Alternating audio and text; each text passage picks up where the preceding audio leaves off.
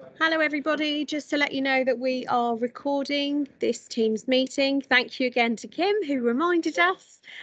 We are all recording and we are just welcoming people upstairs into the room, and then we will be kicking off. So with you in a moment's time.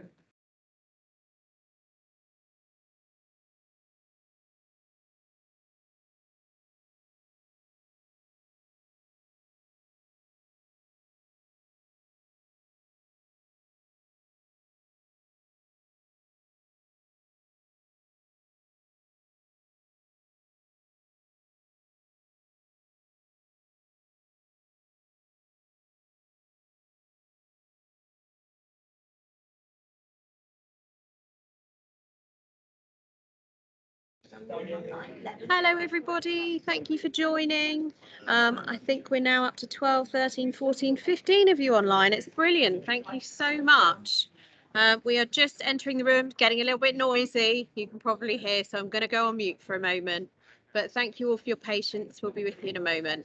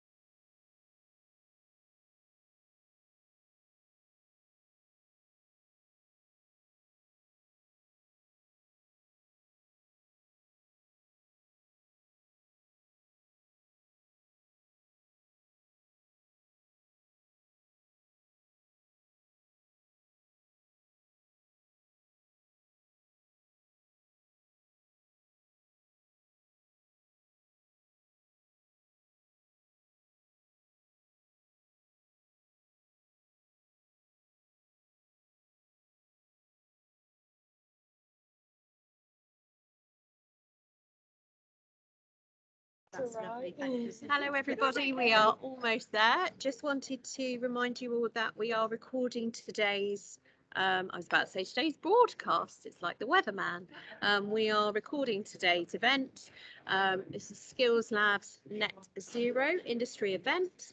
We are going to be recording today, so if you are on screen, please don't do anything you wouldn't want on a recording. And thank you all for being here. Be with you in a moment.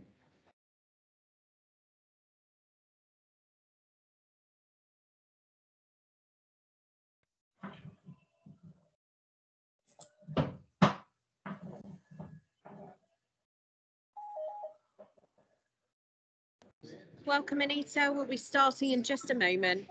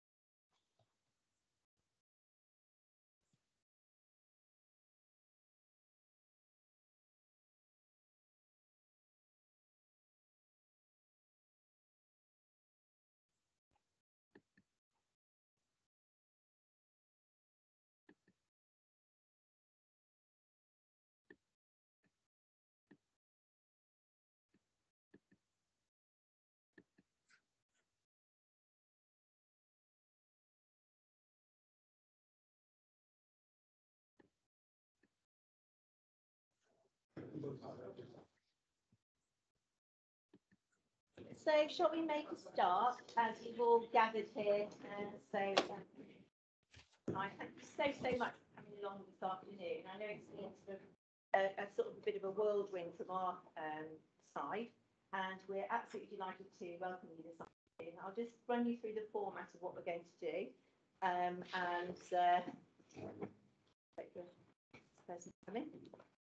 Hello, anywhere you like. Space is over here in the front. So you probably know by now, my name is Beverly Poole and I'm the Skillslabs Director. Today we're going to hear from Andrew Kay, our CEO and Principal at the college, about the Skills Accelerator programme and how that's you're going to be able to help us with that and the implications of it.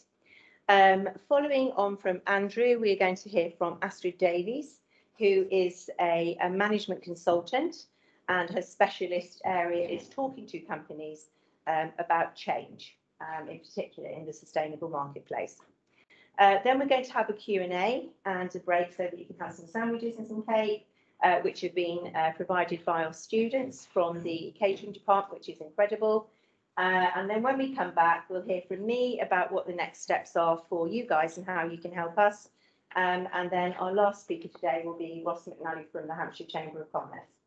So without further ado, just to say that if we're not expecting a fire alarm, but if you do hear a consistent bell, I won't do that whole thing, but it's at the back over there where Kat is waving. There is our exit. We will be taking photographs today, so please let us know if you don't want to appear on any of those. And I think that's about it from me. So over to Andrew Kay, our CEO. Brilliant, thanks Beverly. So coming back to face-to-face meetings still feels a bit novel. So we are running this meeting as a hybrid. So we've got 12 people online, 12 people at last count. And of course, thank you ever so much for coming to the event this afternoon, taking the time out of your diaries. Is very much appreciated.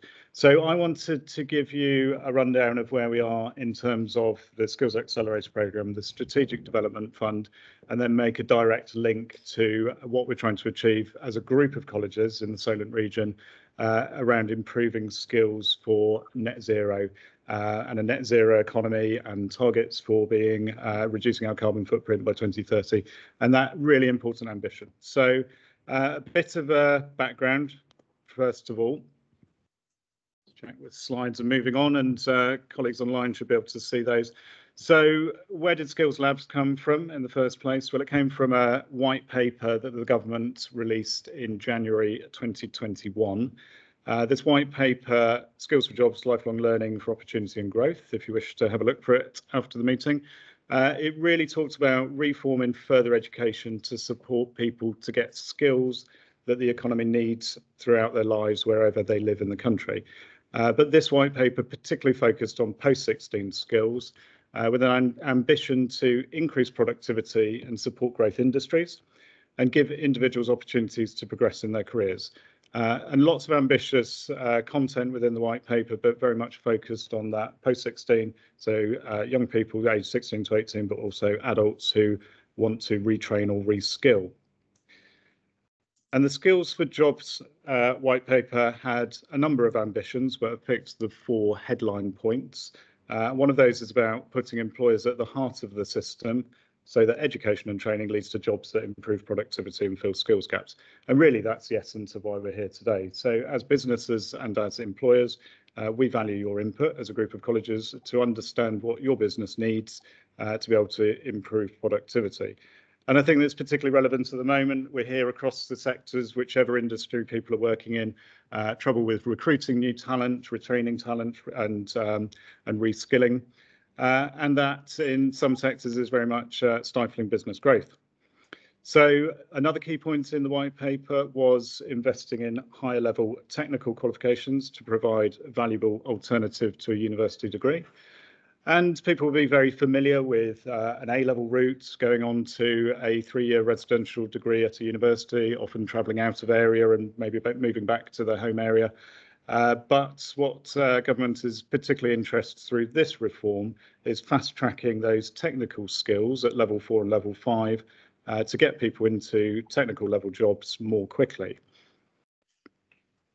And the next point within the white paper is around ensuring people can access training and learning flexibly throughout their lives.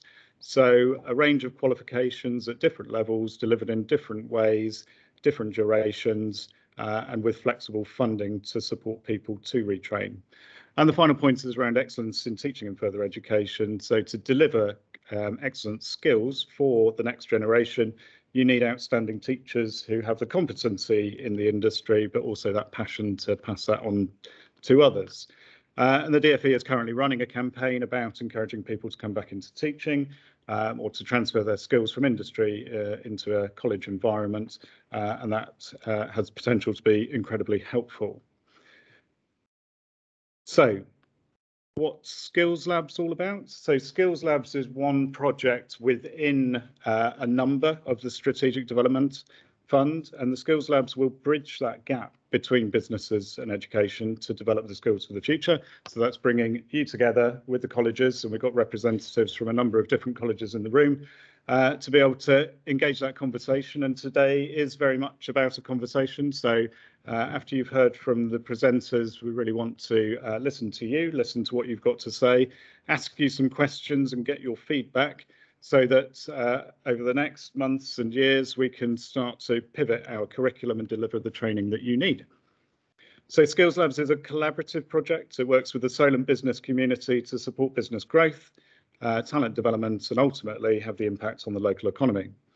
And Skillslabs will facilitate successful development of skills and trainings in 3 particular areas, but those do transfer across a whole range of industries. And we're focusing on marine, net zero, and digital. On Tuesday, we had a presentation to a group of companies working in the marine space. Today, we're talking particularly around net zero, and on Tuesday next week to a group of companies who've got an interest in digital. So the Strategic Development Fund was a funding route through the Department for Education to support this development of a high-value curriculum, to look at enabling better and more efficient use of the existing facilities and investment in further education.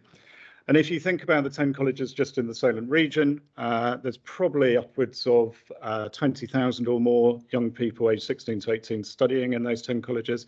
In any given year, a third of those could be entering the workforce. Those 10 colleges deliver apprenticeship training to perhaps as many as 5,000 apprentices, and then add on top the value that they provide to the economy in terms of adult training. There's a huge infrastructure here available to support business growth. So we really want to strengthen that relationship with employers and leverage that capital to its very best effect. So what we set out to achieve then, we set out to develop the College Business Centre, and the College Business Centre, its hub will be based at Fareham College, and we're co-locating the Hampshire Chamber of Commerce on the site here to better embed businesses with further education. We are having a sister site at... Pardon me. We will have a sister site at the Isle of Wight. You can hear it, all right. Bear with me. We'll have a similar site on the Isle of Wight, which will also enable businesses to work with the college on the Isle of Wight. We have allocated £2.2 million worth of capital investment to the 10 colleges in the local area, in the Solent area, for improving technology and equipment for marine, net zero and digital futures. We've had funding to support industry secondment to upskill FE teaching staff in those target sectors. So we take industry experts into further education colleges to pass on their skills to the next generation. But we also need to get those industry experts back out into industry because things move on so quickly. We want them to get the latest skills. So we're always looking for support with businesses to enable that. We set out to provide knowledge transfer activities so that those industry secondments could have the best value for money and have that information transferred. We set out to arrange a series of climate change conferences for pupils aged 11 to 16 to raise the awareness of the skills, knowledge and behaviours required to support net zero targets. We've looked at regional curriculum planning to identify gaps in provision for future skills and ensure the region's further education colleges are leveraged to provide value for money. And we're working to support recruitment and retention of teachers in the further education sector. And what have we achieved so far? Well, we've had 282 staff take part in upskilling days, so with 282 days worth of industry secondment. We had a target of 360 by April, so we're well on the way for that. We've enabled a further 76 teaching staff to benefit from knowledge transfer. We've engaged we've allocated £2.2 million worth of investment into 10 colleges, including equipment for teaching skills in ground source heat pumps, electric and hybrid vehicle technologies. We've set up immersive classrooms, simulation technologies, robotic and mechatronic teaching resources, and enhanced digital capabilities for software development. We've designed, intended and contracted to the college business centres, and with those, the building work and the refurbishment work for the business centre will be complete by the 28th of March. We've developed the Skillslabs brand and a team for business engagement, and we've conducted research into the current and future post-16 skills provision in the area. So we've been quite busy, and it's all coming together. So today is really about starting to pull some of that together, getting that engagement with you as businesses to meet some of the longer term ambitions of this project. And those are to address declining commitment to workplace skills development and really encourage businesses to take part in training to benefit their own businesses. Respond to the shift in demand for different skills, and NetZero is a particularly interesting conversation to be had today, and that's why we want your feedback. What does NetZero mean to you as a business? What are the skills required to hit these ambitious targets, and how do we invest in that? We are looking to facilitate peer-to-peer business engagement across the region's 10 colleges. And we want the provision, the training to be demand-led rather than supply-led. So we are in a very comfortable position where we can say to businesses, we have this training and we've got this apprenticeship and we've got this course. But if you say, well, that doesn't meet my business needs, you need to tell us and we can put something that's more relevant to you. And we want to support regional economic development as well. So this Strategic Development Fund has a capacity to level up. We've got areas of high deprivation within the cities in areas like Gosport, Havant and the Isle of Wight. And we want to encourage the local residents in those areas to take up training and particularly high level qualifications. So an ambitious project all in. And I'll be very glad to take questions in a moment after we've heard from Astrid. So I'm delighted to hand over to Astrid, who's, as Beverly's introduced earlier, management consultant, interested in change and our consultant today on NetZero. Thank you.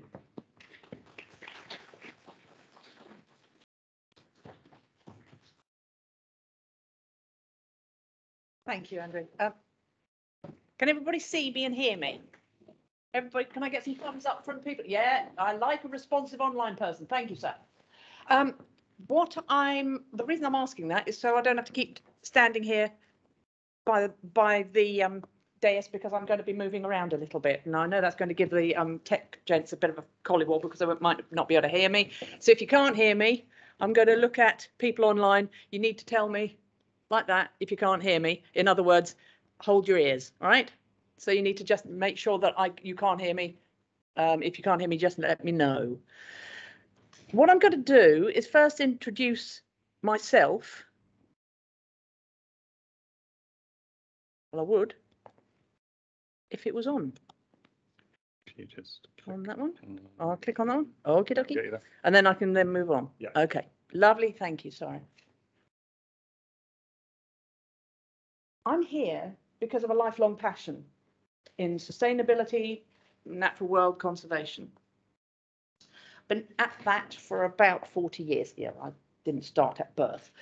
But when it started becoming practical and real for me was when I introduced, devised, led and delivered the sustainable community for the entire Isle of Wight, up to 150,000 people, which became known as Eco Island. It got a bit of national press, but much more importantly, it delivered real measurable benefits for people across the island, and it continued to do that until its expiry in 2020. One of the other things it did was lead to a collaboration with the environmental engineering team at the University of Southampton. And that led to this lovely little blue square bottom left, or blue rectangle bottom left. Anyone know what that is? No, that's good, because it doesn't actually look precisely like that. But that is an artist's impression of what the perpetuous tidal research barge off St Catherine's Point on the Isle of Wight looks like. That is one of the big developments in terms of tidal engineering, tidal renewables engineering that was introduced to the island at significant, attracting significant investment directly as a result of Eco Island. So I'm in the game, but I'm in the game because of investment. Andrew's already talked about investment. Investment, people, is going to be a bit of a theme in my talk. Okay. In addition to that, I am also a guest lecturer at the University of Southampton Business School, most recently in sustainable leadership. I'm also on the business advisory board of their Enactus chapter. Enactus Southampton are currently the UK Enactus champions. Enactus is a global movement throughout universities looking specifically at social enterprise, and it's very rare to find one that is not looking closely at delivering sustainability. Most recently, I had the pleasure and privilege, thanks to two ladies who are online. I can see you, Linda, and I know, Anita, you're there too. This Southern Sustainability Partnership hosted the inaugural Hampshire Business Leaders Climate Summit last year, and I was privileged to be the compere for that. We had a team of panelists. Our experts included, our business experts included the current president of Hampshire Chamber of Commerce, Peter Taylor, who sadly can't be with us today. And it also featured businesses and local organisations. But we had a keynote speaker who was a little bit special. And that was Professor William Collins. Now, Professor William Collins, you may or may not have heard of him. He's an expert in emissions and how it affects climate change and what we would all know as global warming. And he's responsible for sharing with me some graphs that I rather unguardedly called scary graphs. So he proceeded to tell the entirety of the summit that I looked at. I called them scary graphs, which wasn't that helpful. However, here's one of them. This is one of Bill Collins's scary graphs. And this comes from his most recent report. He is the author of chapter 7 in this, the current and the previous United Nations Climate Change Report. AR6 is the current one. And this is one of the graphs from that United Nations report. Now, I said a while back that I've been involved in this for quite a while. In the 1980s, I used to be a borough coordinator for Greenpeace, and I had doors slammed in my face because people thought that I was politically motivated to do something. I wasn't. I happened to work in local government, and as a result of my work, I couldn't actually disclose my political affiliations, and they weren't what they thought anyway. Point is, a decade later, GHG protocol, Greenhouse Gas Protocol, is in place in the UK as part of big companies reporting, right? That's the 90s. You have to then go all the way to 2021 for there to be international agreement on the same thing, greenhouse gas reporting. There is so much at stake and there are so many vested interests that it is one hell of a negotiation feat to have achieved that at all. But what Bill Collins's graph shows is that there is a change that has been immediate, or pretty near immediate. This is 2,000 years you have in front of you. And look at that exponential growth in the right-hand side. There's some big organisations that are involved in being very vocal about this these days. But it is quite late in the day. One organisation that has been active for in this field for as long as I can remember is the Ellen MacArthur Foundation. I remember in a practical sense as in being involved in it. Now, Ellen MacArthur, when she was OBE, before she was a Dame, was part of our steering group for the Eco Island project. And it was a fantastic privilege to work alongside her. Nice lady, but much more importantly, oh good grief, is that lady passionate about getting this right, which is why the circular economy is so important to the Ellen MacArthur Foundation today. But Royal Geographic Society, World Wildlife Fund works with the United Nations on global targets for net zero that are set according to climate science. You've got the RSPB, you know, RHS and Gardener's World giving us lectures on how we shouldn't be using peat because of the carbon sinks that are disappearing. It can all get a little bit waggy finger, a bit Nanny McPhee, which doesn't really help to sell the problem. But the big organisations are involved in this for a very simple reason: economics. There is a massive business driver which is just snowballing in importance and leverage. Flooding, diminishing and unsustainable fuel reserves, supply chain challenges, particularly from countries in the global south that are even more affected by climate changes in terms of its impact on their living standards. All of these things affect business resilience, our ability to do business properly. And that is something that is now tipping us over and piquing interest at long last.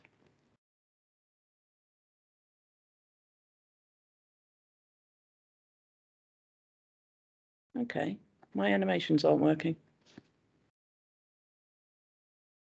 So at some point, no, I can't get animations to work. So if someone would care to help, that would be good. Neil, can you help with the animations, please? Okay. Yes, but it's that one. one. No, it's that one. Oh, okay. It's the animations within the slide. Go on. Yeah. Sorry. It's only a big yellow arrow, but this man is techno god, just saying. So apologies for that. Yeah, what did you do? What did you do? Because I've got lots more of them. Just click there and it'll do it. And then Ah, you click in the slide. Yes, yeah. Cool. Thank you. Thank you very much. Now, as you can see, I give Bill Collins his credit. The bit that we need to look at is 1850 to 2020. All the rest of that is 2,000 years. In that little slot there, that little bit on the right-hand side, it has gone, the global temperature, surface temperature, has gone up by 1.1 degrees, and it is beyond the standard norms and scientific parameters for the first time in recorded history. As Greta said, our house really is on fire. So, what are we going to do about it?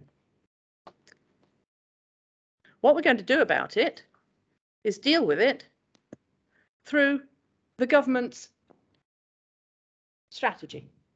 And you can see here on the slide, the government's Build Back Green strategy, which was released in time for COP26. Now, brace yourself for some acronyms. I was having a bit of a laugh with Christian earlier about acronyms and TLAs, 3-letter acronyms. But this one's a 4-letter acronym, SBTI, Science-Based Targets Initiatives. That's why I have these, because I can't remember all the acronyms. For the first time, we're all working to climate science defined targets that are shared, okay? But the recent COP26 event in Glasgow agreed to agree. It actually agreed that the tough, grisly conversations are going to be at COP27, which is in Egypt in 2023. And that was described in some mainstream media as kicking it down the road. No, it wasn't. It was seizing a really important opportunity to build consensus. Now, we have all an understanding in the room about a little bit about climate budgets, the fact that organisations are measured on their footprint, etc., etc. It is actually a legal requirement for all quoted companies and big LLPs in their regulations and their financial reporting. It isn't so much mandatory for smaller organisations, and particularly not like micro businesses like me. But that's where things like the B Corp movement can come in. And again, people may or may not be aware of B Corps. They may or may not choose to have found out about them. What I would say to you is that if your organisation needs a starting point on where your reporting should be going in terms of your sustainability and your move towards net zero, you could do worse than having a look on the B Corp website, because they have a free template on there. And it's quite a useful one. So whatever the industry and whatever the size of organisation, there is an increasing emphasis on transparency. And in the interest of transparency, Neil's gone upstairs now, so he's going to regret that. I'm going to have a go at trying to make this work. Because that's where the targets are for the government in 2030. And just to go, he's come back down now. Just to take you through the colours, because it's a little bit wee. People at home are much better off because they can probably expand it and actually see it. But the colours, just to take you through them, the big red dollop at the top is us driving our 4x4s on our SUVs and our Jags, or our little Hyundais. The pink one is international aviation and shipping, all right? Next one, heat and buildings, which is the bright orange. Industry is the rather worrying brown one. The green ones are waste and agriculture. Grey is fuel supply. Blue is the sort of royal blue, Mrs. Thatcher suit blue, is power. And the greenhouse gas removal is navy blue. I draw your attention to where my arrow is. 2030, there's not an awful lot of some of those. But if we go to 2050, that is where the British government targets will take us. Look at the difference in emphasis. But look what stays. There is still a lot of international aviation and shipping. There's still a lot there for agriculture. And now greenhouse gas removal and harvesting is really important. And these are the focal areas for the government strategy. Decarbonising power. Two words that unleash a whole heap of very expensive pain, nationally and locally, commercially and domestically. May or may not, though, because electrified heating could, with some government grants that are coming out in April, really help to decarbonise domestic situations, but it still requires investment, right? Electrifying transport, oh, that requires investment. Forest cover, quite apart from the Jimmy Carr sort of tax investment jokes, there is actually quite a lot that can be done in terms of investing in forest cover. But the biggest element here, as you can see, is carbon footprint, carbon capture. Now, I should imagine pretty much everyone involved in this call has heard of ESG and is involved in it at some point. I know. I can see on our screen we actually have one lady who specialises in audit to get hello, Kim. But what I want to specialise in here, and focus on, is the E, oddly, the environmental bit. Because it's really important that we look at how the flows of interest and investment are following through ESG. Like they say in the films, follow the money. Because when you have governance in place as a business, it means that you give your investors reassurance. Remember I talked about the B Corp having very rigorous standards. The reason that lots of people use their template is because those rigorous standards then help to give investors confidence. Now, the picture is from the lovely people at KPMG. I'm now going to use a stat from EY, or in old money, Ernst & Young. They surveyed investment managers. 70% of the people that they surveyed said that their investments were either going to be impact investments, i.e. ESG, particularly E related investments, as either a product or an entire investment philosophy. That's over 2/3 of this group of investment managers were looking at ESG as a means of checking out and guaranteeing their investment sources. That's quite important. Because when the big investors are behaving like that, that means that that will trickle down, particularly to corporate lenders. So when SMEs are looking for finance for growth, we are looking for finance and growth. Being able to evidence this and being able to evidence how we are taking net zero seriously is crucial to that. And it isn't just your accounting. It's how you can demonstrate that you are managing the talent coming in and within your organization, and how you are maintaining the standards of training so that you are optimizing your business's performance through the people you recruit and the standard of their education and training. That is where we come in. Now, I did try not to make it doom and gloom. It's just serious, right? The bit I like is this. This is the Energy Transitions Commission. It's an international think tank based in London, and it is chaired by Lord Adair Turner. It also features people like Professor Stern, as in the Stern Report. It is a mixed and global pool of experts. And you can see in front of you a wheel, and I will translate it. So you've got natural ecosystems is the brown one, high quality energy efficient buildings is the blue one, flexible zero carbon mobility, transport of any description is the yellow one, purple one, zero emissions circular goods, green, abundant, clean energy. That's not aspirational, those are all industrial plans. And the purpose of showing you this is because it's good news, it is optimism, and it is looking very clearly at growth. We have a hill to climb, we have an investment hill to climb, that's for certain. But we can achieve it not only, together, all that schmooze.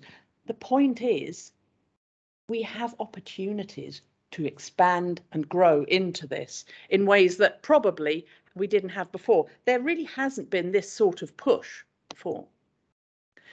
So, to expand on what's been said previously, and to expand and pick up on a couple of points in Andrew's introduction, we have a mixed audience here. Not everyone is from the sort of engineering sector. So I'm just going to go through some of the things that we can identify that you might think about.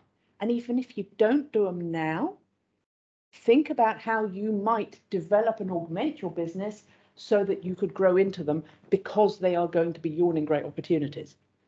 Electric vehicles, we know that, but it's not just buying them and running them. It's a fleet. It's as a fleet, it's also your fleet maintenance. It's also the training that will require for upskilling if you run them at a commercial level. Heating systems, biomass, heat transfer, you can see both up here. One's corporate, one's domestic. But you can also look at power generation. Now there's the macro level, big commercial wind farms, community solar farms, but there's also the retrofit stuff for domestic use. There's also the opportunity, as I said earlier, to look at decarbonisation, because decarbonisation, okay, it's an aspirational phrase. The point is, it's centred largely around the domestic market. And what opportunities does that give you with or without government grants? Bear in mind the grants that I mentioned earlier. So, less photogenically than this, there is the lovely waste. Colleagues joining us from the Isle of Wight will be aware that there is a waste plant that that uses recycled material that can't actually be recycled to power homes for most of the county town of Newport. You have land use. Go back to the lovely people at the University of Southampton in their engineering team. They have a world lead there, Professor William Powery, on how to harvest methane from landfill, so that we're using land more creatively. And certainly that has an impact in terms of agriculture too. There's transport. There is securing sustainable fuels for shipping, road and air. And that is very important to us as a county, with a huge free port in Southampton at its foundation and base. All of these things are massively important. But another sector is investment. And I go back to this unashamedly. If you can demonstrate investor confidence, if we can grow investor confidence, and we can attract investment, it will grow the net zero sector faster. But the appropriate training is going to be absolutely crucial to that. You knew it was coming. There was a bit in there that was explain what we're going to do. Wrong one. Click there. Yeah. You won't get the joke because it was going to be. It takes all the guesswork out of it, but the machine has decided to obscure my dice. The point is that accessing the right training at the right pace in the right place is a challenge, right? I mean, I know the courses that are available across Hampshire in Net Zero, and there isn't a huge number of them yet. And that's the bit we need your help with. Skillslabs aim to take the element of luck out of this equation. You see now there was the dice and then there was a cross. That was kind of the gig. But we want to be your one-stop shop for accessible skills training in the county. And to do that, we're going to need your help because we want to work with you.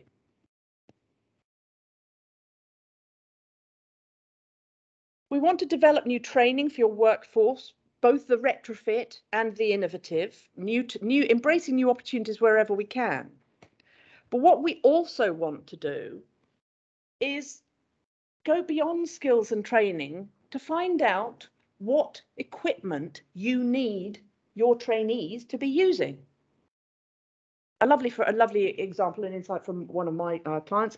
He measures blacktop, tarmac. He has to use this fabulous machine that is 20 years old, obsolete, and you can't replace it, and it's all broken. But he has to use that measurement or his UCAS registration, which is his national I measure blacktop and it keeps me in a job registration, is obsolete. Now that's bonkers. And if you're dealing with a training provider, they won't assume that sort of bonkers. They'll assume that it's all sorted out. So if there are things like that, we're going to be asking you to tell us the things that are your opportunities, but also your barriers, so that we can work through those. We're looking at providing the right training and also opportunities for work placements so that the staff teaching students on these fancy new bits of equipment that you've told us to get have used them in anger with you, so you know that the people that you get, the talent that you then can recruit, is trained because you helped inform the person who was training them. You are able to really shape the training and the group that you get for the very first time. Now, it will shape shop floor, but it would also, because the white paper is about lifelong learning, it will also shape,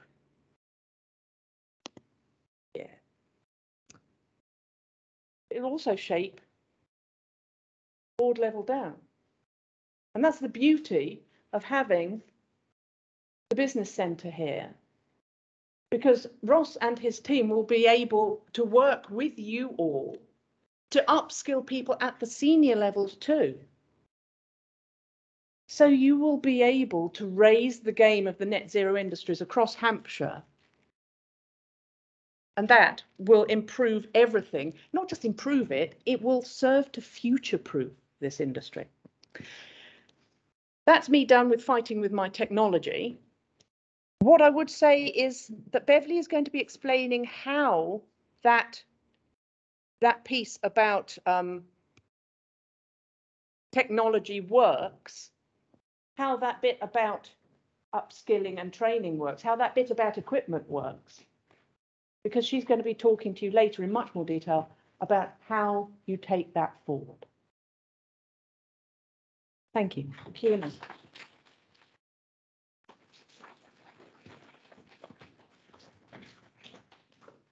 Thank you, Astrid. I want 10 of those, please. You can't just have one, can you? So moving on to the next part of this is, I'll ask Andrew to come back up. And what we would like to do is to really just talk to you at the moment about your needs. It's a bit of a Q&A session and how that might look for you in the future. So thank you very much, Astrid. That was so informative and very, very relevant to what we're doing. Now, Andrew's put forward the discussion about the white paper and the Skills Accelerator Fund. We would like now to sort of open this up to the floor to ask. You can ask us some questions and we'll also ask you some in return. So do you want to start? Yeah, thanks for that. Go on. Well, we hope, Astrid, thank you very much. First of all, that was great. Really interesting. Really interesting to see those scary graphs as well. Yeah, because they are quite scary, aren't they?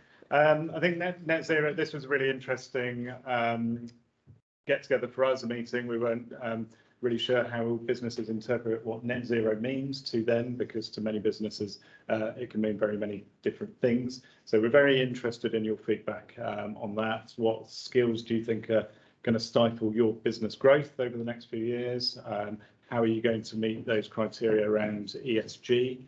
How important are they to your particular business, or how important are they going to become in the future? And it's slightly out of our comfort zone, really, because often as colleges, particularly through business development, we stand here and we say, come and work with us, we can offer you an apprenticeship program, and we can do that. But we're also interested to know what we can't offer you yet that you think you're going to need. So those are my questions, and there were lots of them. Okay, anyone want to open the conversation? No, we really want that dialogue with you. Yeah, thanks. So do you want to say your name and where you're from? That would be really helpful. Yeah, Nick Hill, Verdi Consulting. Just a clarification really about what your focus is. It seems to be that you to be either offering to train up existing companies that are working very well, want to sort of move with more of an ESG angle, say.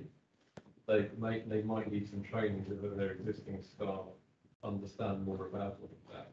So it's kind of upskilling that they've got already. Or it could be that you're focusing on brand new types of skills that don't currently exist but will exist in the future, and feeding those into this. Which is it? Both and everything, I think. And you're right, it's a very broad sector, isn't it? Net zero really crosses across every industry, and you could focus down on some particular areas and some examples Astrid gave. So, for example, building services engineering, we know there's a transition from gas boilers to environmentally friendly technologies in ground source heat pumps, air source heat pumps, etc.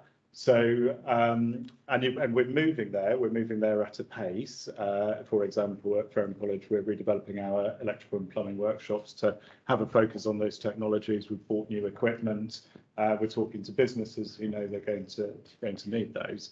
But at the same time, we're interested from hearing from companies who are already working in that area a bit more specifically. We'll be very interested in getting students out on work placement. So T-levels as new qualifications require students to undertake a 45-day placement into industry. So that engagement, and a number of colleges in the local area are working in T-levels. So that engagement with business to facilitate those placements, that benefits the young people, but it also benefits the business.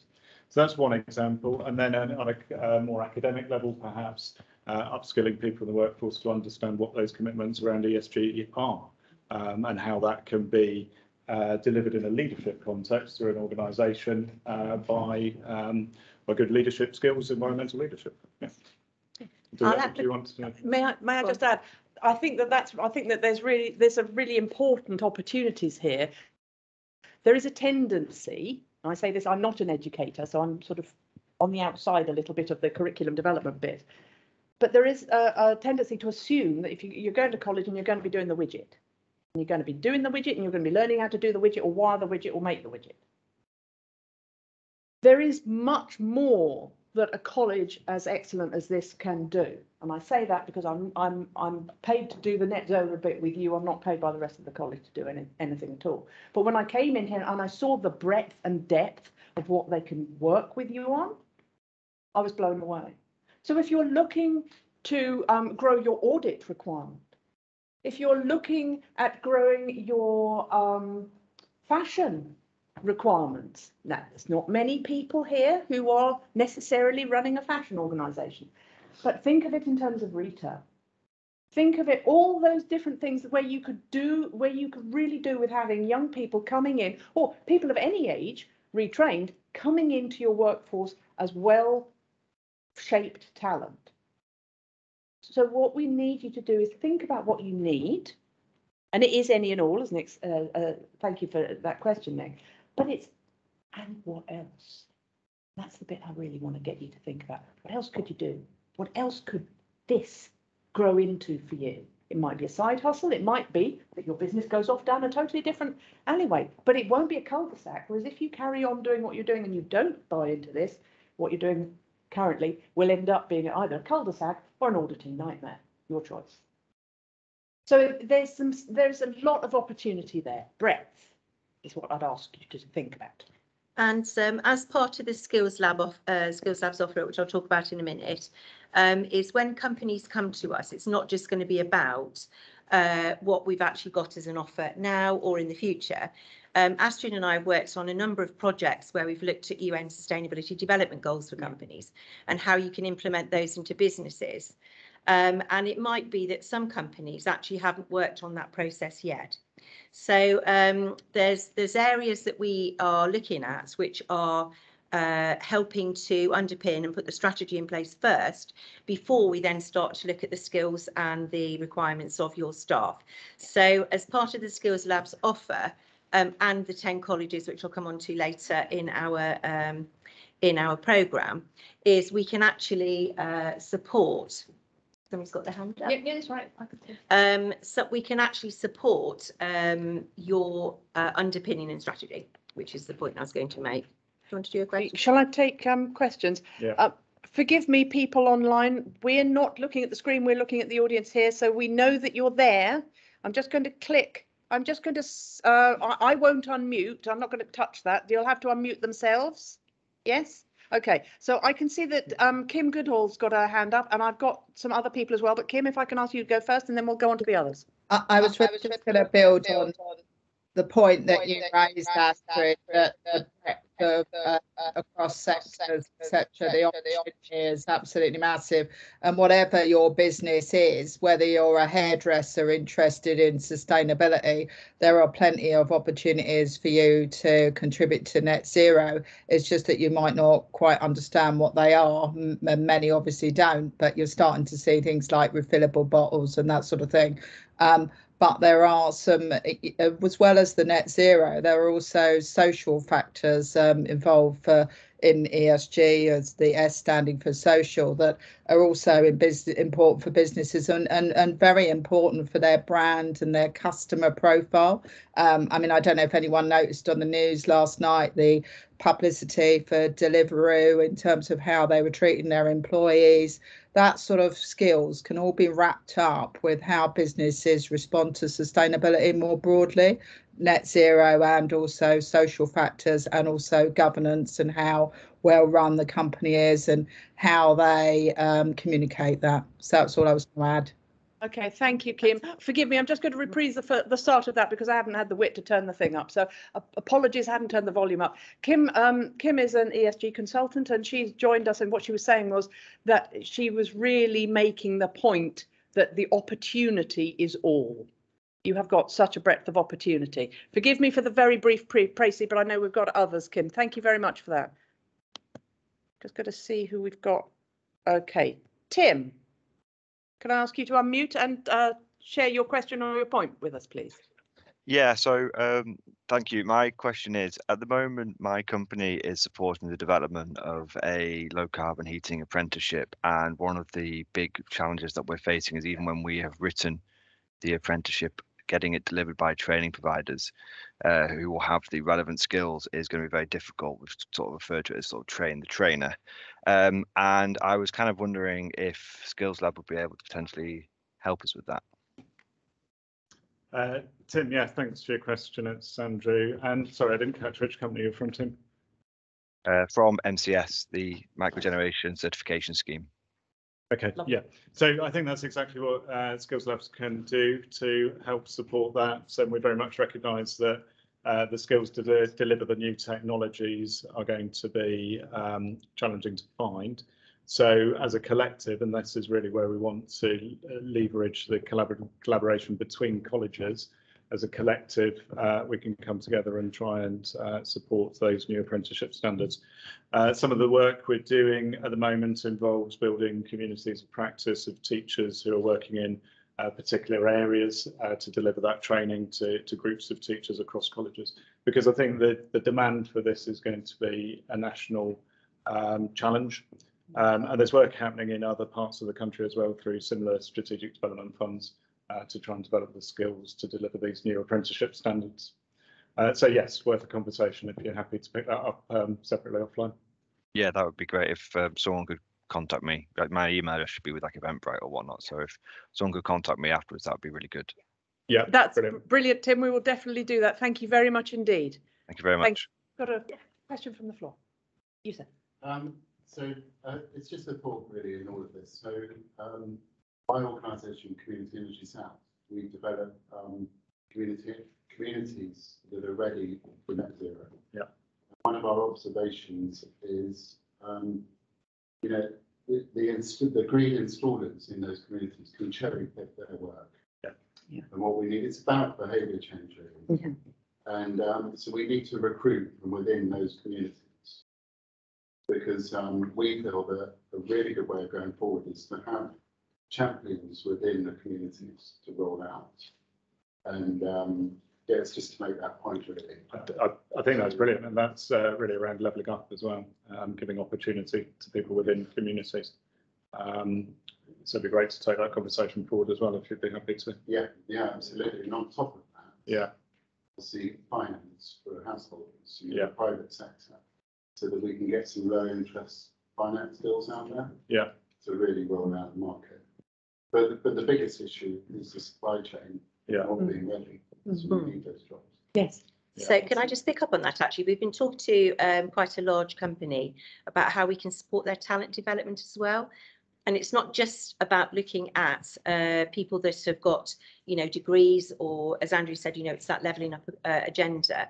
And for people that haven't actually taken those low-level qualifications, we can help that as part of adult education. But also, if people haven't taken like a level 3 qualification, for example, if they've never taken that level, there is a lot of funds available for that. Is Anushka still here? And we did actually have one of our team here this afternoon, but she's had to go to a meeting. And I was in a meeting with them the other day, the 4 of us. And we were talking about the funding that is available. It's, we can actually have that conversation with you and also look at recruitment programs as part of the Skillslabs offer. We're there as a business clinic to support what you need underneath the curriculum development. And because my background is business and education, I'm in a good position to be able to help you with that. and maybe take you to have a look at some of our facilities around our 10 colleges that will help you to, you know, sort of get a better handle on that. I'll come to that in a minute. And just to sort of explain that when you are all very kindly saying, oh, could someone talk to me? In the first instance, it's probably going to be me, because that's the point of me, which I didn't bother saying because it seemed obvious, but I think probably I need to. The whole point of Conrad Manning from Marine, David Taylor for digital, and myself being recruited is that we are your first port of call and conduit. If it then gets to a stage where you need to be having the big finance conversation or a much more strategic conversation, then I might bring in my learned friends here. But for the first point of contact, it'll be me following up. It'll be me following up the questions, and then we will make sure that we develop that conversation so that it serves you best. I've got one more. Who was first? Oh, We'll now. take one. We'll get to the screen. So Go to the screen, and then we'll come back to you. Is that all right? Yeah. Okay. Could you now you've taken your name off, but I'm looking at your right ear, sir. Could you on the screens? Could you yeah, there, you know, I've seen you now. Could you to unmute and please, Mr. White, Greg White?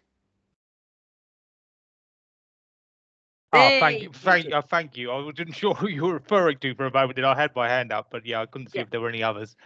Thank you.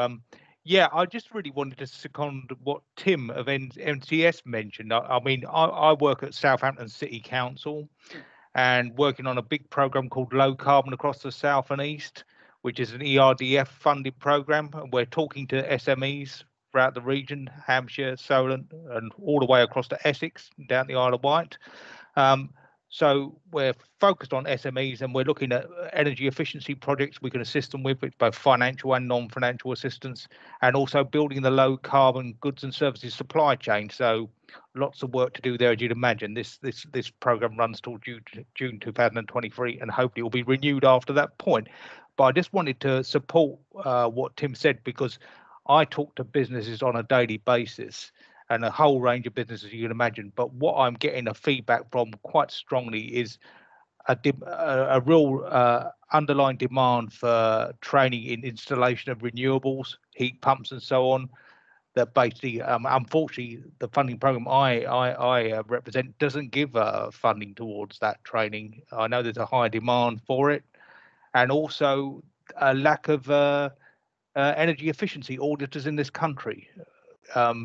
There is a very low skills base to have the knowledge to do the work, and also to find out what needs doing. I wonder if that reflects your own experience, and you know, what we can do with this program to with the program you're representing to move towards having a better skills base. Thank you. Thank you very much. I'm going to take a bit of that question and pass before I pass it on, just to say that you are on our screens adjacent to a lady who is a very very skilled auditor doing exactly that, and who is looking to introduce that into this region. So Kim, you need to go and talk to Greg White at Southampton City Council, I think. I'm going to hand you over probably to Andrew, if I may, just to address that wider point, to evoke what Tim was saying. Yeah, no, I think you're absolutely right. I think there is that skill shortage, and we're hearing it around the room already. And I can see colleagues from other colleges who deliver training in building services engineering who are going to be pivoting their training to these new technologies, and they're probably hearing the same through the employers that they work with. So a conversation will definitely take away through this programme, and work with you on that, if that's okay. That's great. It'd be good to keep in touch, because obviously I've got that contact with employers. It'd be nice to give them some hope, I guess, is really what I'm looking for. Well, I think what would be great, getting a forum of those employers together to really understand specifically what their needs are, and how to address it. So that employer group would be really helpful. Yeah. So.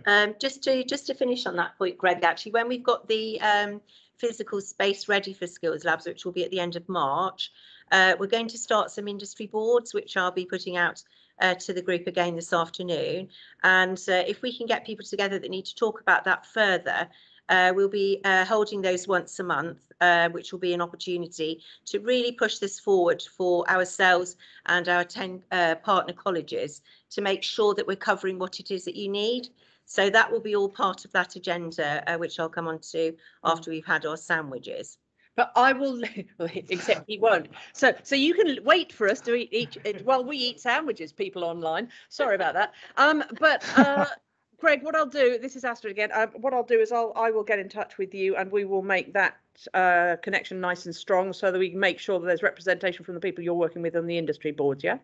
That'll be very useful because I work within the Apprenticeship and Skills Hub for Solent and Hampshire as well. So there's there'll be a lot of interest around that. Oh, I love a crossover. Oh, yes. Indeed. I have one more question from the room, and then we're going to eat and we're abandoning you for a bit.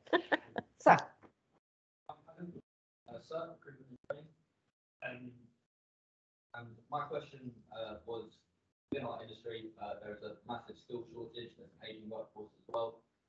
So it's kind of, what are the colleges doing in terms of support and funding to promote kind of people looking to get careers in building and infrastructure of the future? Yeah, that's the issue. Okay. Yeah, so I mean, apprenticeships are a great opportunity for training, traineeships, another route into the industry as well. And what's a new curriculum offer that's available at the moment for 16 to 18-year-olds is T-levels. A number of colleges in the local area will be looking at T-level qualifications. They're the qualifications I talked about, which have that extended industry placement, and a great opportunity for that first step on the careers ladder for young people. And through T-levels, colleges in the area have had significant investment in updating their facilities. So that's where I described the refurbishment that we're doing here. There's a new opportunity for training that's just gone out to tender at the moment. So we'll be looking at that, which are called skills boot camps. And I think they're a really interesting route to be able to design specifically the training that businesses need, because they don't, at the moment, a lot of qualifications come off the shelf. They've already been set as a particular standard, and it's that qualification you get. Skills boot camps give us the opportunity to work with businesses to design new training programs, which will be co-funded by government. So it's a long, one way of saying it is it depends what type of training you're looking for, but there's a whole different route. So I think what we're trying to do is kind of hide the wires of the different funding streams, and have that conversation with businesses, and then we can advise where the best way to go is. But I think, go on. Yeah, it was more kind of whilst actually in college. Yeah. To kind of inspire the direction towards it. So we work quite closely with GFM, which is the secondary and primary. I've actually been along to one of their STEM events, and you kind of the learning that they're all getting from a very young age, and thinking sustainably, and etc. It's kind of, I'm wondering where that has kind of fallen off, so that there's this aging workforce and there's no new entrants into the market. No, it's a really interesting point. I think, I mean, you'll know from your experience working with the school is that a lot of what they focused on is around the national curriculum. And at GCSE, at Key Stage 4, those schools have performance tables, and their tables are around getting English, maths, science, and in some cases modern foreign languages. But actually what that curriculum at Key Stage 4 doesn't necessarily cover is things like building services, engineering, maritime sector. And so a lot of what we have to do at college is the outreach activity to go into schools and explain about all these wonderful careers that are out there. And then it's the transition from GCSE into college, where suddenly that curriculum comes to life.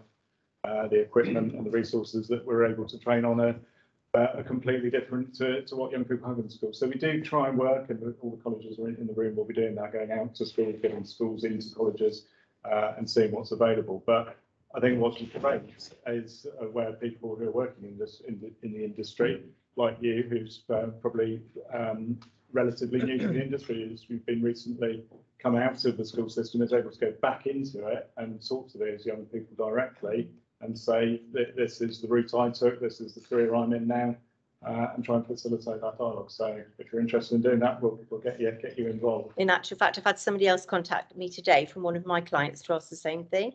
A couple of things there, actually. We're holding this quite big sustainability conference as part of this programme, the skills development programme. What that actually does is we're looking at like a Dragon's Den type programme for 250 children across 25 schools. So we're actually looking for 2 more companies to sit on our board, if you like, that want to assess the projects that the schools are actually putting forward to us. So we've got 3. We could do with a couple more. So if anybody wants to join in, that'd be great. That's one thing. And then the other thing I was going to say was we've got the Enterprise Advisor group, which comes out of the local LEP. We're having a LEP review at the moment. So I don't know if you've got any more on that, Ross, or if you've heard anything more about the LEP reviews. We've got the enterprise advisors that come out of there, the Gatsby benchmarks, which look at careers in schools.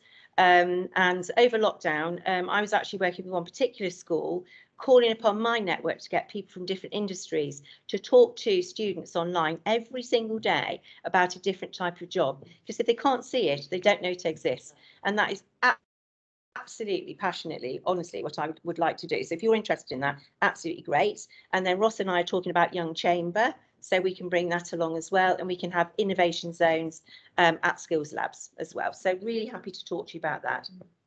Thanks. Should we break there for a moment? Yeah. Just to say thank you very much to my whole team. We've got Kat over here and we've got Shaw over here. We've got our 2 workplace students, absolutely amazing. And Rich and Neil up in the box up there. So thank you very much. That's amazing. We're going to break now for some sandwiches and cake. There you go. And which is over there. Sorry, people online. Sorry, people online. And so please feel free to network, and then we'll come back together, talk about Skillslabs. We'll hear from the chamber.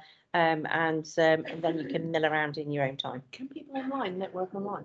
I don't think we've actually got a breakout room set up. No, but they can put it into the chat and everyone will be able to see that.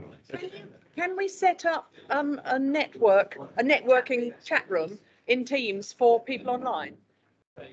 That would be, because I'm not touching that because I haven't done it in Teams. Soon, Well, I mean, in terms of just that.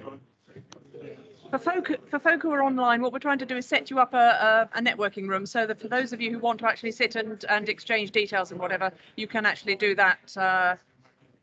As you can hear, the queue for the Sarnies has already started. It's a bit noisy, so apologies for background noise. there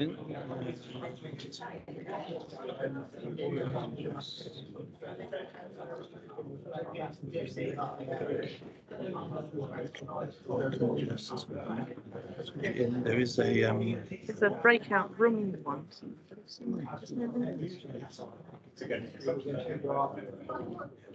I don't have. It's not mine.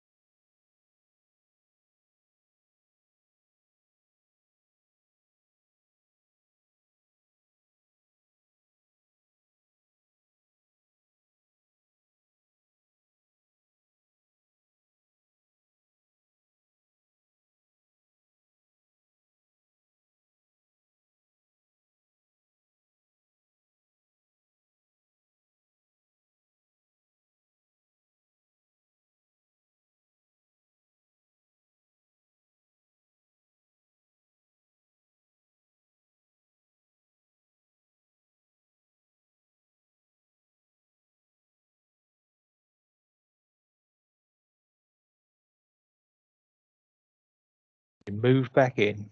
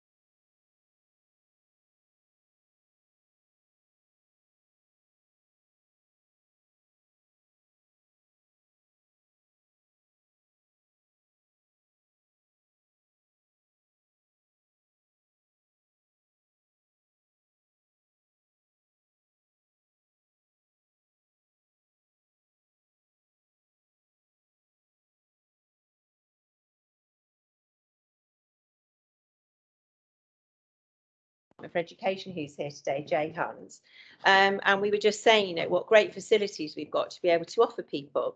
So the packages that I'm going to be able to put together will include like lunch facilities, having meetings, etc., etc. And like all colleges on site here, we're actually a fully working unit. So across the campus, we've got hairdressing, barbering, we've even got an aesthetics clinic, and I told them they can practice on me anytime they like. You know, we've got the restaurant, etc., etc. So it's a really great opportunity, not just for us, but for our colleges within our group. And I've actually got a little map, because everybody says to us, you know, who are these elusive colleges? Everybody obviously had the opportunity to be part of this. And when Andrew and his team put together the proposal for the funding, these people sort of came together and said, yeah, we can do that. So we've got Havant and South Downs, just tell me if I get this wrong, City of Portsmouth, we've got Highbury Gosport, which is St Vincent, we've got us in Fareham, we've got City College in Southampton, Eastleigh, Barton Peveril, who else is there, Andrew? We've got Brockenhurst and the Isle of Wight. And the facilities that we have across those colleges are the same as we've got here pretty much, except for a couple of key places that we have at the moment. So on the website that we're putting together for Skillslabs, we've actually got best bits of all the colleges so that people can actually have a look at what's available in those areas. And from the information that we gather from yourselves, which is the next part, which is what I was just talking to Tom about from down in the City of Portsmouth College, is that we will then be able to share that information with our partner colleges in this group, and look at how we can best facilitate what it is that you need moving forward. And we were having this conversation the other day on the phone, weren't we, Alan? And you know, about what is it that we can help with, that can facilitate. And we're talking again over there to the Nuclear Association. We can only just scratch the surface at the moment because this is all really new. And it's not like it was when some of us were at school, and certainly not me in the dark ages, where you went to school, you did your GCSEs, you left, you know, you got a job, all that kind of stuff. And I think only a couple of people that I went to school with actually went to university. And I didn't go until I was an adult because I thought, actually, I can do much better if I do that. So I think at the end of the day, we're in a really unique position now to be able to offer the opportunity to actually to build these courses, and to look at really what the industry needs and collaborate. Just talking to somebody about sharing of equipment, you know, that type of thing. And what we need to do is to be able to pull those things together. So if I just go back a stage. Astrid's, this is me. So the Skillslabs business centres will be able to help companies who are incubating and growing, trying a bit of a side hustle or anything else. And I will be there with my team to help companies to have the best chance of development and growth. So we're in a fantastic area here of innovation. And that's certainly something that I was attracted to as part of this, which pulled together both my education and business background. So because some people in the room haven't met me before, I worked in the city for quite a long time. I was a director of one of the P&O companies, set up another company for the Chrysalis Group, and I've set up 4 companies of my own, and sold 3 of those, and 1 is still running in management at the moment whilst I'm helping Andrew with this project, and for us to see how the future of that develops. So when I looked at this project, I broke it down into 4. So phase 1 was really to pull the brand together and to look at what it was we needed, spoke to the colleges within the group to find out what they required, what curriculum they've got at the moment, and how I might be able to underpin that later on. Because I used to hold a role in a college in the city, which was called Curriculum Development Coordinator. So that was actually to look at what else would underpin that, which was fascinating, because it opened up a whole bunch of new information for me as well. So once we pull that together, the second part of this was to pull together these events. So we had a sort of the KPIs that we were given were to talk to 250 companies, do one-to-ones with 100, find out what everybody needed, and then report back with what we need to do for the future of this particular project. So this is the point that we've been at up until now. So within 8 weeks, this is the point we've got to, and we've already engaged the 250 odd companies. We've got Naomi in the audience here, who's actually working on the secondment for teachers, and has already come up with over 280 hours of secondments in industry for teachers, which is fantastic. And what we need to do next, which is what I was just talking to a couple of colleagues about, was stage 3. So from today, what we will be doing is we'll be asking you for your help. I don't think it's on here actually, so I'll just talk to you about it. So the first part that will happen after this is for us to engage our people that have been involved with these conferences to ask you lots of questions. So it won't be too arduous. It will just be about equipment and also skills needs for your particular company. So what we will do then is we will then start to roadmap how that looks, and how we can then take that back and pull that information together to be useful. What we will also do is to ask you for those one-to-one appointments, which Astrid will be helping with, either she or I or her on her own. And then we will come out and talk to you about those questions that we've already asked, so that we can gather a little bit more information and some in-depth knowledge about your particular business. So we're just scratching the surface at the moment, And the development of this programme will go on so that we can start to look at the actual real needs, and then we will be able to make that into curriculum, because it wasn't like it was when I was at school. We've got all these like things called units, and we can pull them down like that, or recreate them, or draw them, or write them, or anything. We can create whatever it is you need. So that's the sort of point that we're at the moment. Number 3, so we need 3 things from you. Is a questionnaire, the information that we need to gather from our survey, a one-to-one with you, and we'd also like to give you the opportunity of a tour to our 2 facilities, which are just, it's Leon Solar now, isn't it, down the airfield? And these are training centres where we've got big toys that you can come and play with ours, and we'll come play with yours. And what we will do there is to show you around, and I'm going to be there on the 9th and the 10th of February, so that you can have a look at the facilities that we have at the moment and what we're trying to develop from that. And then the other 10 colleges, I will be holding a business clinic each month at each of our colleges, those 10, so that you can come along and have a look at the facilities there as well. So then we'll be in a good position to move it forward to number 4 on my roadmap, which is the actual physical spaces themselves and how we're going to be able to develop those into business opportunities, into talent pools, into talking to schools, into putting together conferences for young people, young chamber, apprenticeships, looking at different courses that we can pull together. But the first key point is that 3. So we would like you to talk to us, fill in the survey, have a one-to-one, come and have a look at the facilities that we have at the moment, and then we can take it forward from there and come back to you with some information that hopefully will be of use to you as well. Does that all make sort of sense? Yeah. So we've got appointments available. Kat's in charge of that, and as Shaw says, it's not your diary, Beverly, it's mine, because if I touch it, it just gets in a mess now. So Kat and Shaw are on the diary. So if you want to organise those arrangements, then we can do that with the team. So just moving forward back to our map. As part of the white paper, the government saw that there was a great opportunity here in the Chambers of Commerce areas to actually bring in those people into our environment, because in Germany what they've done is a really fantastic opportunity to pull together technical training with the Chambers of Commerce. So Ross and I will be working together on looking at ways that we can develop membership programs for people to join the chamber with real solid benefits for SMEs, which is what people are asking us for. And what we will also be able to do in those business centres is to look at the technical skills and training that you are looking for moving forward. So Ross is going to tell you all about his vision for the chamber, and I'll come back at the end, but just to say thank you to Andrew, as always very insightful and great, and to Astrid just for your incredible input as always. Thank you very much. So I'll pass you over to Ross. Okay.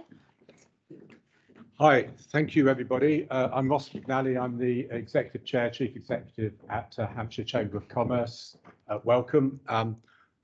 Why is the Chamber of Commerce involved in Skillslabs? Well, it's fundamental. Businesses, are skills. That's what they are. Life's a Venn diagram, and I actually see that the bringing together of the skills of people together with the organisational structures of a Chamber of Commerce, i.e. the voice of those businesses, together with the facilities, the providers that we have in terms of the colleges and other providers, is that Venn diagram. And the sweet spot in the middle is this, Skillslabs. That's why it will work. But it won't work just for everybody unless we do address the particular needs of businesses. And we recognise that, which is why the work that the Chamber is doing for its next 3 years, for its strategy, is all around business strategies, it's around business skills, and it's importantly around sustainability. My belief is that all business strategies have to be sustainable business strategies for the future. And on that basis, just like businesses used to be about commanding technologies and bringing the skills of people together to make something happen, now that has to be done through the prism of sustainability. The technologies that we're using and the skills of the people that we bring into play must understand that sustainability is at the heart of all of that. And I think that government understands that, and the chambers certainly understand it, and that's couldn't describe better the reason why we're working together with Beverly and her team, with Andrew, and with all of you to enable that to happen. The Chamber of Commerce has a very good role to play. You know, we already operate a Green Innovation Steering Group. You're all welcome to come and benefit from that. Within that, we operate programs which are reaching out to SMEs in particular, because we know SMEs, they don't have a plan. We know that. They are very, very enterprising and they are very, very go-getting. But when these changes come along, this sustainability revolution comes along, they need a plan. And we have the ability now to provide that plan. And it's through the Skillslabs that we'll engage that voice and that understanding. But it is bigger than this. We do recognise the government's goals around levelling up the regions. And, you know, we could easily be forgotten in this region because, you know, we're all well off, aren't we? We're in the south. We're all doing brilliantly well. Well, we know that there's deprivation in all parts of this region, and we're cheek by jowl with that deprivation. And there's a lot of lack of mobility of skills from one place across the region to another place. And this is an opportunity, because as this revolution happens, we can change that landscape for ourselves. And that's what we should be doing. So yes, we're going to show that through the levelling up of this region, that we're actually also addressing the other thing, transition to net zero. And also that drives global Britain. I mean, we've seen that from many of the presentations that we've seen today. But actually, the whole point of moving goods around the world inefficiently, when we could be creating goods here and product here and services here and get the talent from around the world and the intellectual input from around the world, that is efficient and that is sustainable. And that's what we should be doing more of. And despite the fact that I sell an awful lot of documentation moving goods around the world, I know that's the right thing that we should be doing.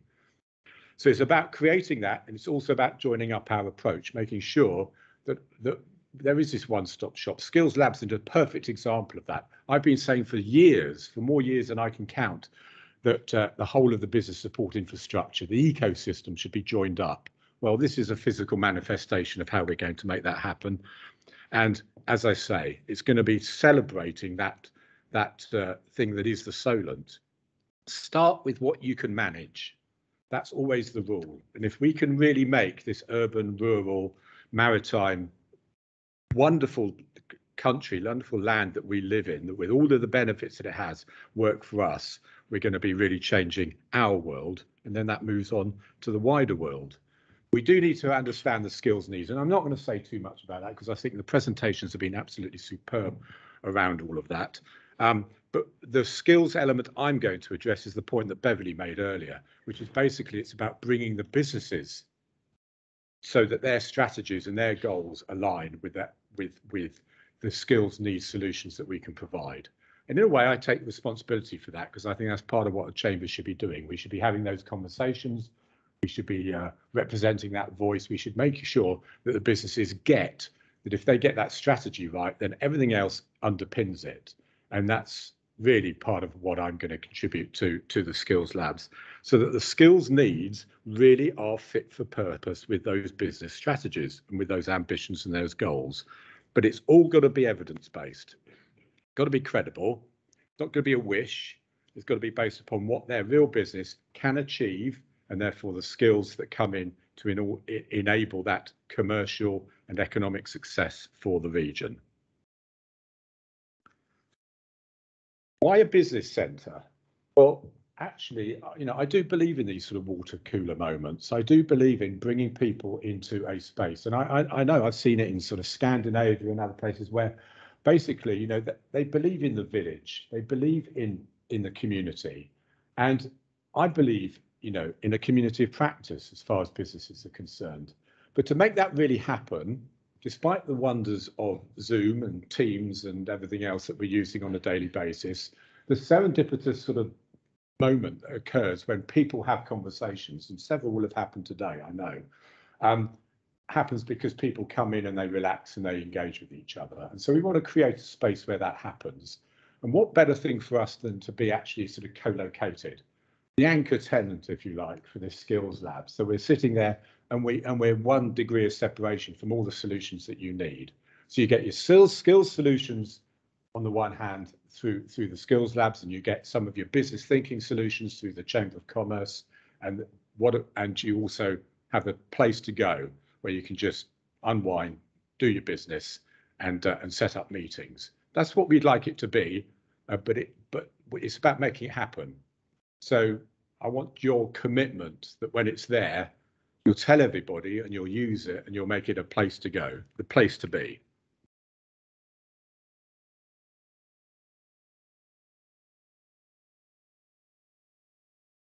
Fundamentally, Chamber does have a strategy. We have an economic development responsibility. Beverly asked me about the LEPs and I didn't answer it, you noticed that. I defer to government as to when another white paper or another decision will be made on anything, basically. But certainly with regard to the LEPs, I do sit as a non-executive board member of Enterprise M3 LEP, but I do know that I think those LEPs are still going to be there, and I think they're all going to be about business rather than economic development. I suspect economic development will be moving more towards upper tier authorities. We'll wait and see, but they'll be funded to engage you as businesses. And so therefore, I think they can be joined at the hip with what we're trying to achieve here. And I'm certainly trying to make sure that that happens. So there'll be growth hubs and there'll be business support programs and there'll be really brilliant things coming around the corner, all of which we can then tap into. And so, yes, I have a view that that's an important part of it. But as a chamber, we have a responsibility to stand up and make sure that you can access all of those things. That's why we're your chamber.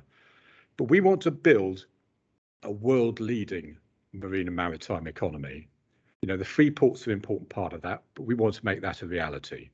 You know, we want to make sure that as a result of that, we are creating and pioneering climate change policies that are really practical and that they are meeting the needs of SME businesses, that we're actually reaching out to all of those many, many hundreds and thousands of SMEs so that the real difference can happen, and that digital skills come into play as part of that. This is why these 3 things fit so brilliantly well together.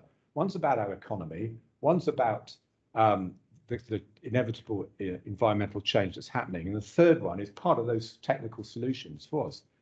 And it's therefore a brilliant thing for the Skills Lab to first address. But there will be other things as we go down the track. But that's a very wise starting point. We want to make sure that, you know, we are agile, that businesses are really responding to the needs and really making a difference, and that we are, you know, in lockstep with you to make those things happen. And out of all of that, simple solution, we create an outstanding economy. Easy, isn't it? But I do know that it is about making sure that all of us come together. The joined up approach becomes greater than the sum of its parts. So we start with a Venn diagram where there's a sweet spot, but we end where we are dynamically operating at a level of economy higher than we were before, but it's green, it's clean. And that is my vision for what we're doing. And that's one of the reasons why we're sitting together with Beverly and her team. Thank you.